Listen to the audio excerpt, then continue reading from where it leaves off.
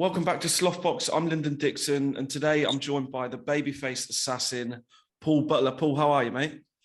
All good, thanks, mate. Yeah. Good. Normally with my interviews, I like to take it back to the start. So, Paul, for you, how did you get into boxing? Where did it all start, mate? Yeah, so to be fair, it was always football for me. As a kid, I loved football. I was always out on my green and football mad. And I remember I'd always watch it. Was back then it was Friday fight night, and my dad always used to say, wouldn't you like to do a bit of that? The days of like Nazim Hamed. And I remember watching Naz versus Kevin Kelly and Gerald McLennan versus Nigel Benn. And I remember used to go round to my mates every Sunday, and we got the cushions. We used to use them as boxing gloves, and I absolutely loved it, mate. And I remember going home on the Sunday saying to my dad, "Can I go to the boxing gym?" And he was pretty shocked. He was like, "Yeah, I'll take you tomorrow." Boxing was Monday, Wednesday, Friday, and ever since I stepped foot in the gym, I didn't want to play football again. I stopped the football and I just concentrated everything on boxing. I loved it, mate. I was obsessed with it. And ever since then, I didn't put another football boot on until I was 18. And then I started playing for like my local pub teams again. So when you did first go in those gyms, how long did it, obviously you was a young lad then, but how long did it take for you to realise, yeah, I could go for this, I can make a career out of this? I remember I was 11 and on our amateur club, we went over to America to box the kids from the Bronx. It was actually on BBC. It was called Squaring Up. They'd done a 4-week documentary on us. And it was my fifth fight out there. And I boxed a kid called Wang Guzman, not the Wang Guzman who went on to win world titles, but he was from the Bronx. He's now a professional coach. He boxed John Joe Nevin as a professional. He never had the best of records as a professional, but I boxed him and he beat me.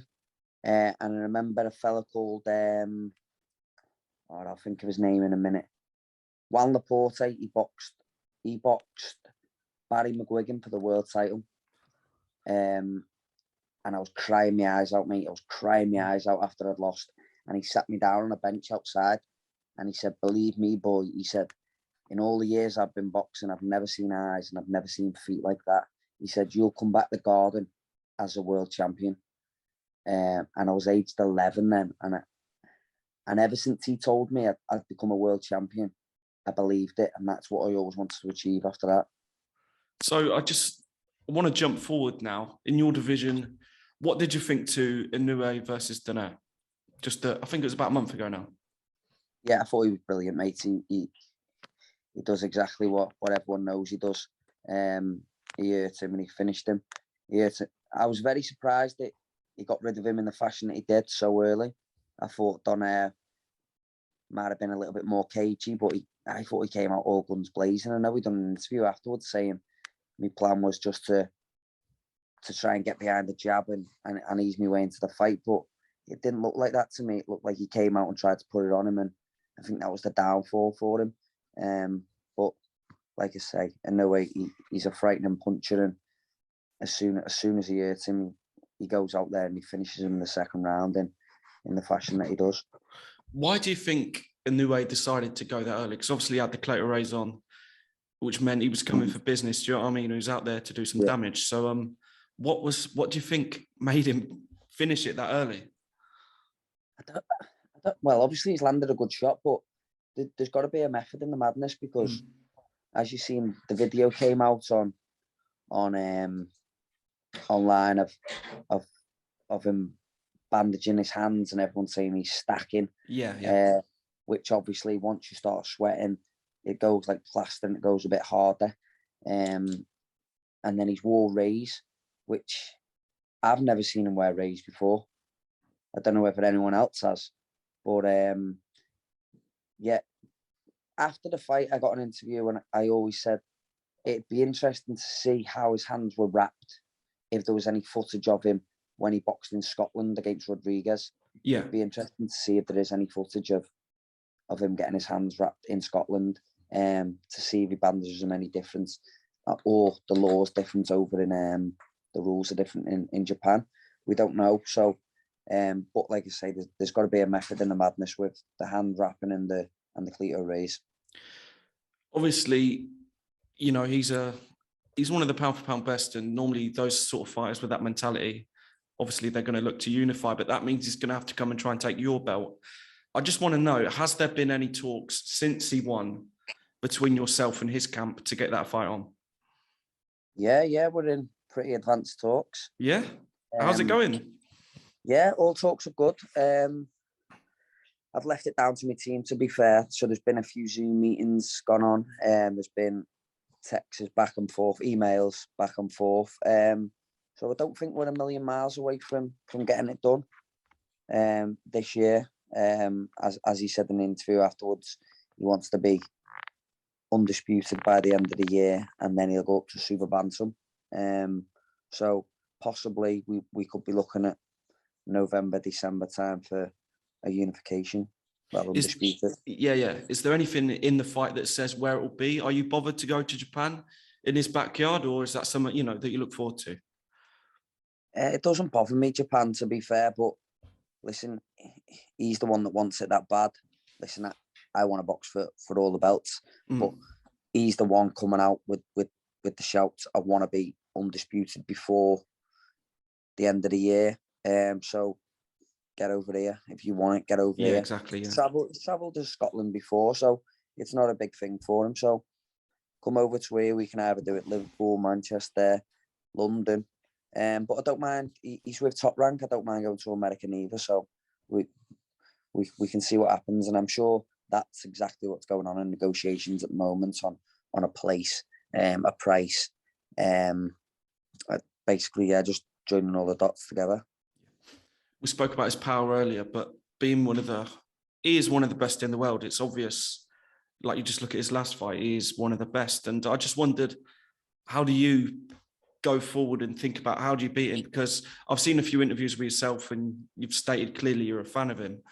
But now you're going to be in the ring with him, how do you approach that fight?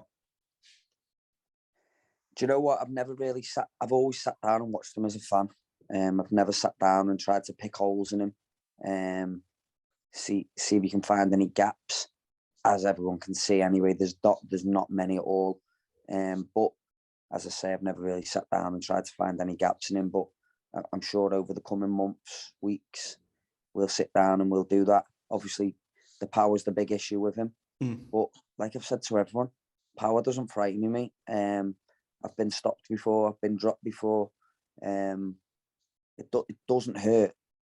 you just get up and you think, what happened then? It doesn't hurt.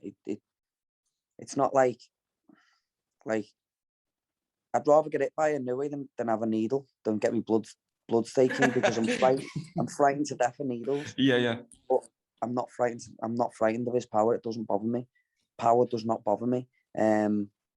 So yeah, everyone banging on about like, oh, easy night's work. He's signing his death. Do you know what I mean? It does not bother me, mate. Honestly, he's got a bit of power. So what? What do you say to those people that, like, obviously, I've read a lot online, and if I'm honest, it's frustrated me a bit, saying that it's going to be an easy, like you said, it's going to be an easy night's work for him. But not being funny, you're a world champion too. You've got a belt. You've not just been given it. So what do you say to all those people out there that just write you off? That's what the internet's about these days, though, isn't it? Everyone behind the little keyboard thinking they know best. Everyone wrote Jack Catterall off. Look what happened there. Exactly. Yeah. It happens all the time in boxing. I'm not saying I'm going to go out there and I'm going to beat him up. Or listen, I'm not deluded. I know how good he is. I know I've got to be at my absolute best to compete with him. And I believe I will be on the night. Being a super fight between yourself and him, like, as we're speaking about it, it's obviously going to be a decent payday, could set you up for your life. But at the same time, something I've been thinking about before the interview, it's also about legacy as well. Like this, it will go down in the history books if you can pull it off. So there's things like that, legacy. Like you said, speaking to the fight when you was younger, that he said you're going to be a world champion. And since then, you've been fixated on that. So you've got the opportunity not to become a world champion, but to become undisputed in the division. How does that feel as you say yourself, with negotiations going well, it could be around the corner? Yeah, you've just got to look at it like, I always wanted to win a world title, and now I'm getting potentially I'm getting the chance to become undisputed world champion, holding every belt in the division, including the Ring magazine. That is something that every kid dreams of, and the very, very small minority even get the chance to box for it. It's very, very slim that happens in this day and age. I know it's happening a little bit more now, but still very, very slim percentage what fighters get to actually box for that. Do you know what I mean? Yeah. So it'll be an honour to even get in the ring and even box for the undisputed titles. Do you know what I mean? Every single belt on the line. You can imagine the atmosphere. Well, I say the atmosphere. If it's Japan, there weren't much of an atmosphere there when he boxed Donaire. It was just all clapping. But if it was in America or it was in England, I think it'd be electric. Just the last question from me. I just want to say thanks for coming on. But lastly, it's Christmas time. You're sat with your family. Maybe you're having a drink or two. You're around the fire. You got your new pajamas on. Where do you see yourself come the end of the year? What have you done? I'm undisputed champion. That's all that I want. That's all you want, yeah? That is all I want, mate. Well, thanks, Mr. Butler, for coming on. I've been Linda Dixon.